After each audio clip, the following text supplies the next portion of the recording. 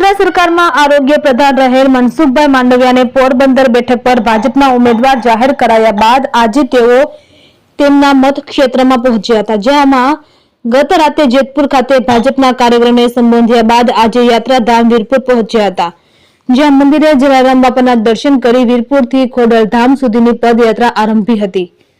પદયાત્રામાં જેતપુરના ધારાસભ્ય જયેશભાઈ રાદડિયા, ધોરાજીના ધારાસભ્ય મહેન્દ્ર પાડલિયા અને રાજકોટના ધારાસભ્ય રમેશ તિલાલા તેમજ પ્રદેશ ભાજપ ઉપાધ્યક્ષ ભરત બોઘરા સહિત અસંખ્ય કાર્યકરો મોટી સંખ્યામાં ઉપટ્યા હતા।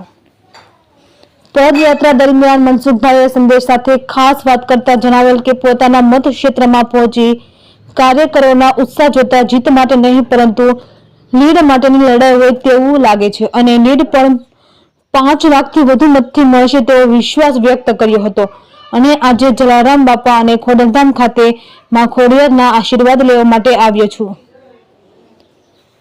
રિપોર્ટર ભાગ્યેશ ડોબરિયા, વીરપુર।